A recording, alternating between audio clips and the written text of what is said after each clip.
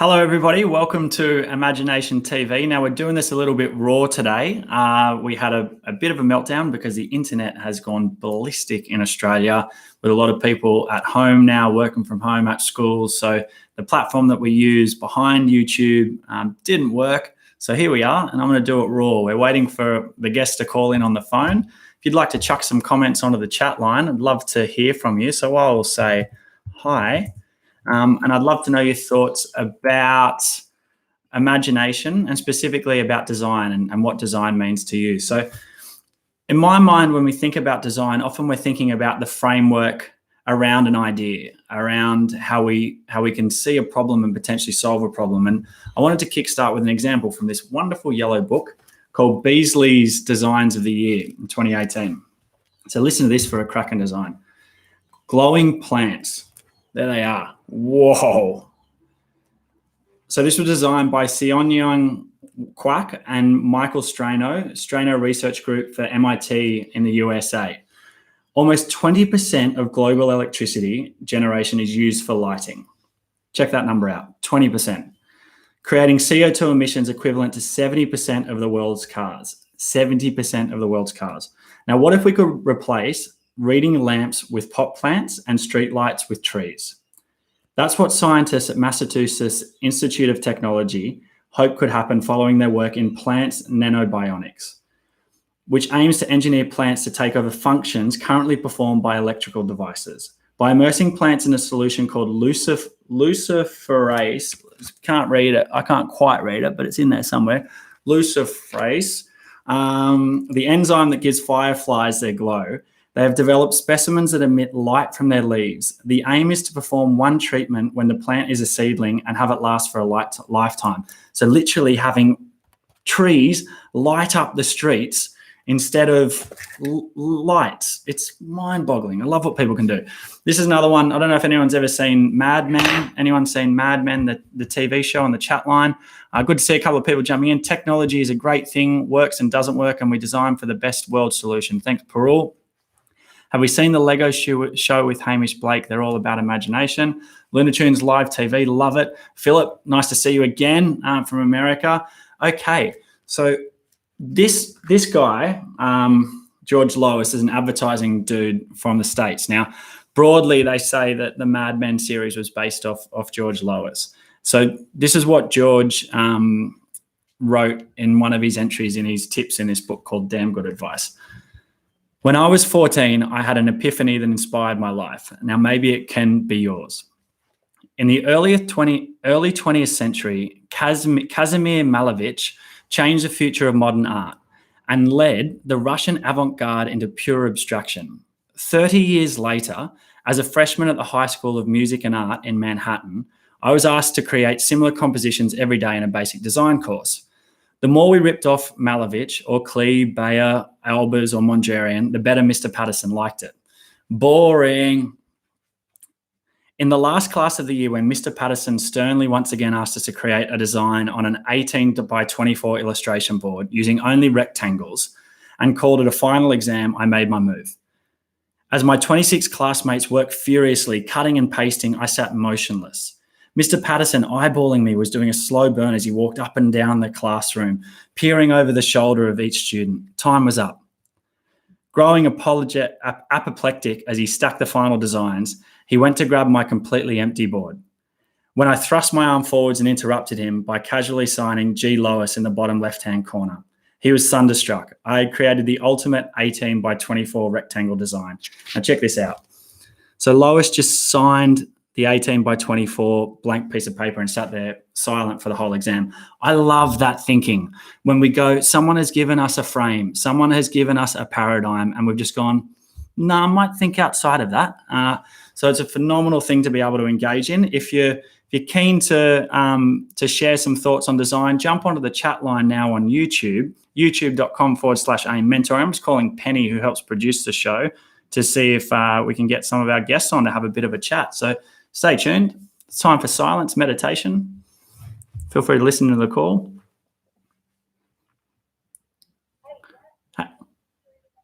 Thank you. We've got our guests.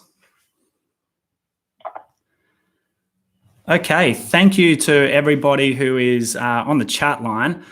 Marley, I agree. How amazing would the world look with glowing trees? I think it would be incredible. Robbie, love that book. Dan Single, I never saw a light up tree on Mad Men, that's for sure. Grace Douglas, Jack, that's a sick hat. Thanks, Grace. I did some painting myself on it and wrote Imagine and Hope all around it. And Parul, wow, silence is endless speech. Love that. Georgie, design is your imagination infinitely.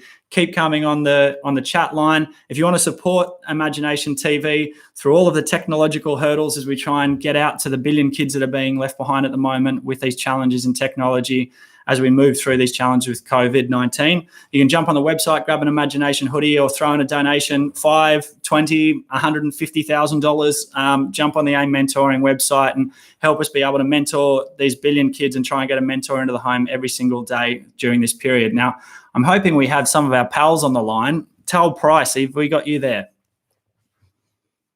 Yep, I'm here. Tull, how are you going? Thank you for joining us on Imagination TV. Tell me, bruz, what's the story with sneakers and what's your story with design? I had an idea for a sneaker without laces back in the days when all sneakers had laces, and ended up going out and turning that into a business. How do you move into an untouched area, like no laces on a sneaker? How does your mind do that? It was really just something that I kind of dreamt up. I saw it in a dream one night, and I woke up the next day and I said, I should really do that, and just went out and chased it. Do you practice dreaming, Tull? Can you remember at the times when you started remembering your dreams?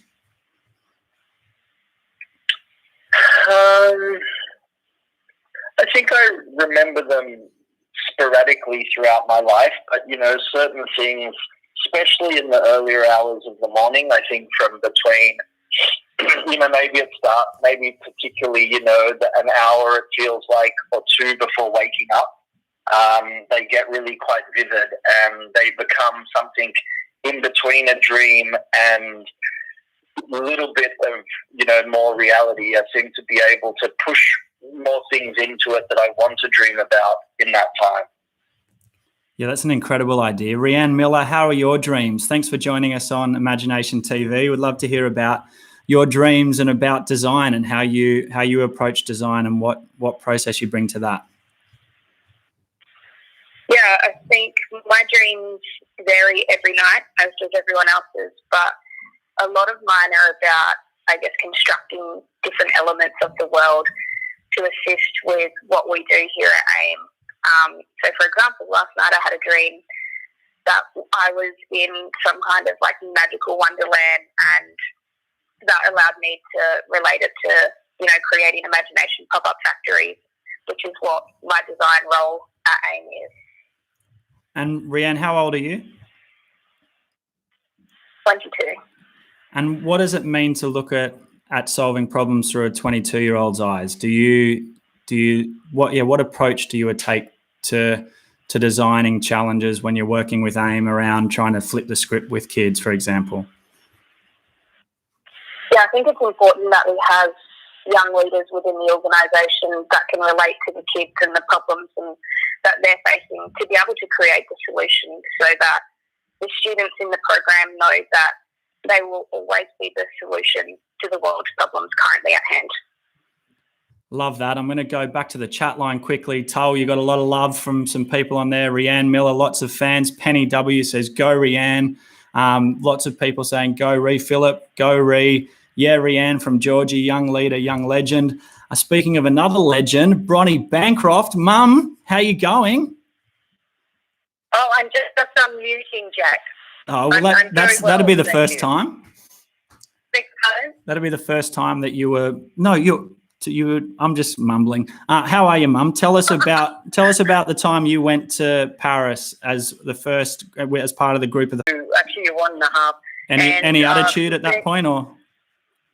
Beg your pardon? Did I have any attitude at that point, or just a really quiet? No, you were pretty like you were still being breastfed, so I could shut you up. Oh, good. But it was an exciting time. I went with Euphemia Bostock, who's a wonderful elder, and Minnie Heath and myself as part of an entourage with the Aboriginal Medical Service to build morale and self-esteem for young Aboriginal people around modelling.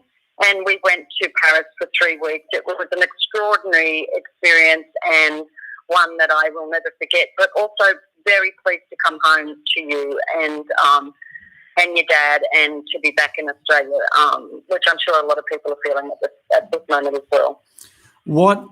Tull, what mindset do you take to design when you look at a problem? What's your first thought?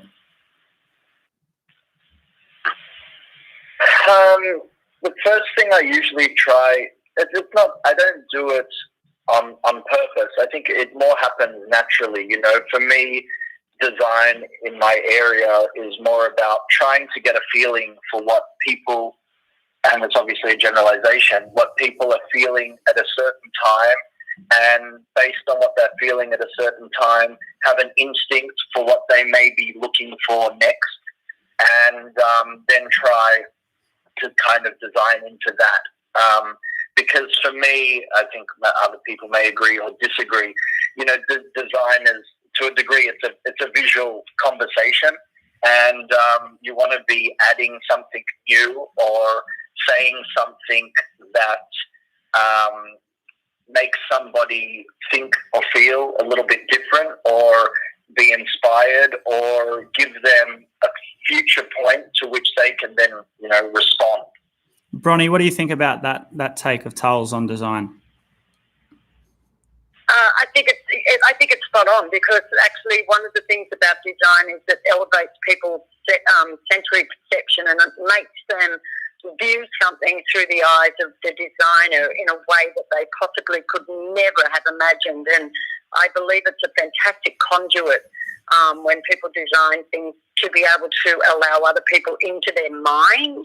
And I think that's what we need to be doing a lot more of. I mean, I've existed in that, you know, state for a very long time, but I think it's very important for us to see how other people view the world.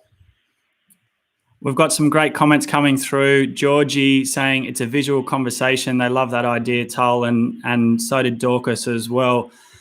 Rhian, when you approach a challenge, what spaces do you draw inspiration from? Have you been to anywhere that just has phenomenal imagination through its beans and through its bones that sort of really inspired you? Yeah, I was actually fortunate enough to go to Meow Wolf in Albuquerque, New Mexico, and the way that they transform spaces is nothing I've ever seen before. And it just, like, you walk in the door and it takes you literally to a different world and an alternate universe, and just allows you to feel like a little kid again with the amount of imagination that you have around you. And can you describe something from in there? Just really take us into the space of when you walked into Santa Fe, into that Meow Wolf world, because I love what those guys have done as well. Yeah, so we walked in and there was this massive tree house, which is what it looked like from the outside. But as you walked up the stairs, the space transformed into a spaceship. And then if you walked through one of the windows of that spaceship, it took you into a container that was covered with fairy walls and a fairy seat that you could sit on, and you could just immerse yourself in the feeling of the walls and the experience. And then as you walked through another little tunnel off of that, it was built out of lights, and as you touched the walls of those lights, they lit up and changed colours and could really take you to a different place. And as you walked down that tunnel of light, you open this door at the end of it, which somehow you were back in the treehouse again, overlooking the entire place that is Meow Wolf, with a bunch of colour, and it looks like Disneyland on steroids.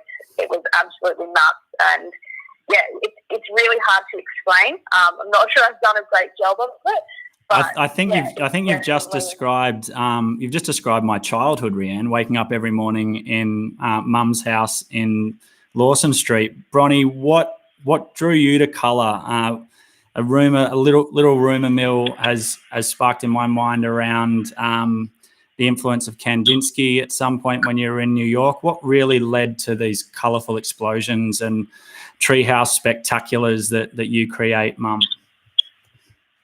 I think, yes, obviously travelling to New York and seeing a Kandinsky exhibition was amazing at the Guggenheim, which I think was extraordinary. And you were along for that trip. You were, I was 8 months pregnant with you.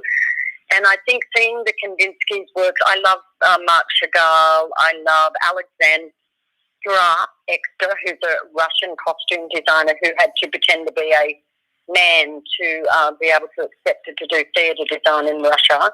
I think the exploratory nature of colour for me has been a journey about how many different colours can I create to make an explosion, so that when people view my work, it's the tactility and the emotion of colour actually rests them and allows them to be stopped for a moment to think of something that altered their thinking. And that's always been my aim as an artist, to try and, get people to stop for a minute and actually think of something different. So it's very exciting, and I love my what I do. Tull, what was life like for you as a kid when you were in high school? When I was in high school, I don't know, I was in high school in Sydney, in and around Bondi. I always felt that life was, fun and entertaining, and I was always, looking for a way to have independence, and looking for a way to, get out and travel. And, I think that's kind of what drove me to end up, starting a business and having these ideas. It was just really that desire for freedom more than anything else. Yeah, brilliant. Well, I want to thank you all for joining us today on the design panel as we reflected on imagination. Thank you for what you've all created and your different viewpoints on it all. And if you wanted to jump on the YouTube channel at youtube.com/AIM mentoring and have a bit of a chat with the crew, they are going bonkers for all of the different descriptors of colour and imagination design that you've shared. So if you want to jump on there for the back end, I think Drew's got a question for you, Bronnie. How can I be a better designer? And a few people that would love to talk to you, Tull, and I'm sure they'd love to talk to you as well, Rhian. So thank you all for joining us today, and we'll catch you all soon. Yep, great. Love everyone. See you, team. I'll try work it out. I think it's great what you guys are doing. Bye. Thanks, Tull. See you, Rhi. Absolutely. Okay, that was gnarly. Well done to Penny for making that call work. Thank you to Tull, and thank you to everybody who's helping bring this to life. I must say, when I was over in New York as well, and was living there for 3 years as we were getting AIM set up globally and thinking about how we could scale this imagination factory around the world. And two things really struck me. One, the descriptor that Rhian spoke about with Meow Wolf. That's exactly what we aim to create at university campuses for marginalised kids around the world. These explosions of imagination that the moment you take a step in there, you get to walk into a world that says, I can instead of I can't. And it sees you very, very differently. And that's what I think is at the heart of design when we're thinking about freedom and imagination. It's approaching it with a mindset of I can. And right now we're going to give out some awards to some brilliant people who have done brilliant work throughout their life. And it's Hope's Design Awards is the segment. So I'm about to bring my friend Hope up, who's just downstairs. Before I get there, through to some of our comments on the line. Simone, I saw Kandinsky exhibition at Guggenheim, also one of the best exhibitions I've ever seen. I agree, Simone. Kandinsky's unbelievable. If you want a balancing act to Kandinsky, an incredible female artist, Hilma Af Klint, also saw her at the Guggenheim. Check her out. Unbelievable. She spent 30 odd years not sharing her work with anyone. Can you imagine spending 30 years not sharing your work with anyone, then releasing what you've done? And it just so happened that her work would have predated Pollock and some of the surrealists. So she would have led a revolution, but she spent so much time because of the societal challenges in those ages in terms of the discrepancy between men and women and all of the challenges that we faced in the 20th century and before. She was kept in quiet with her work for 30 years. So check out Hilma Af Klint. Okay, I'm going to get Hope for the Design Awards. Stay tuned.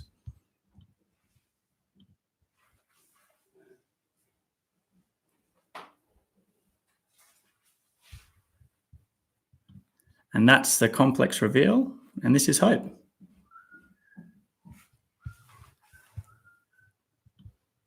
You going to talk? Hi.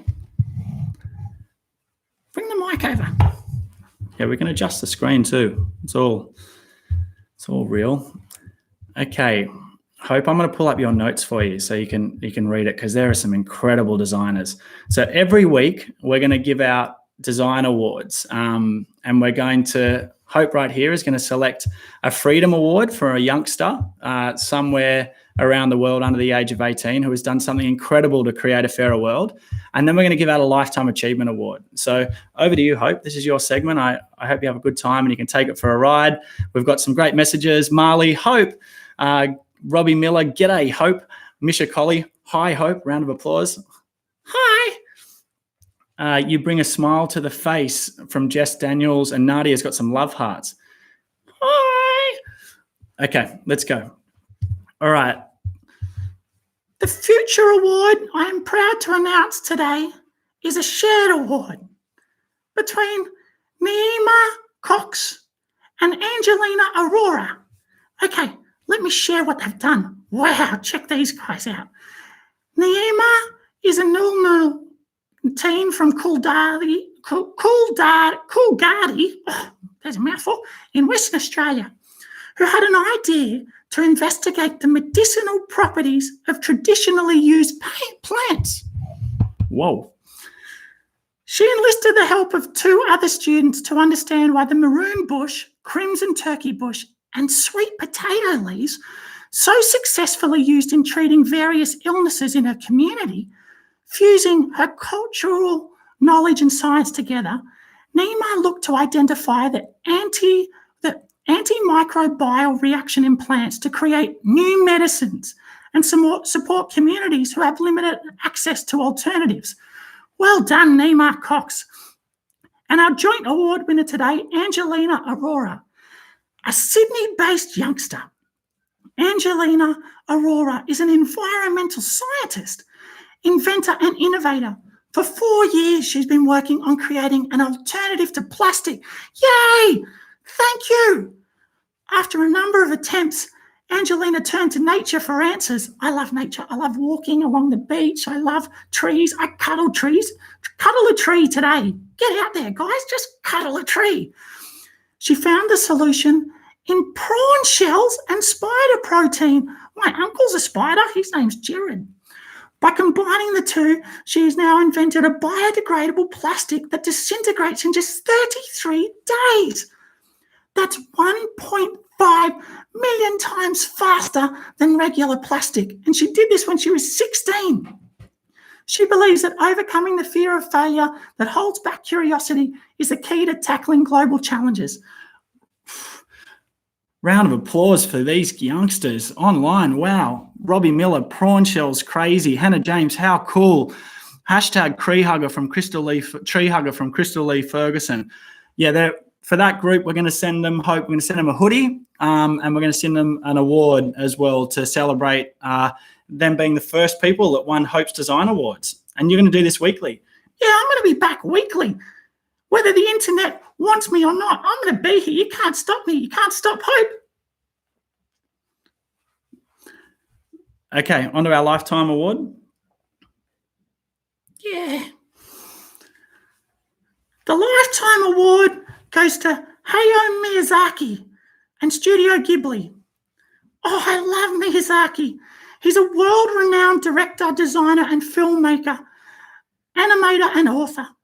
Many have called him the world's best animation filmmaker, and if you've seen any of his films, you'd know why. I love Ponyo. Have you guys seen Ponyo? Oh, my God. Ponyo, go Ponyo. Through the rivers, you're like a wave. You're flying. You're amazing, Ponyo. We love you. We love you.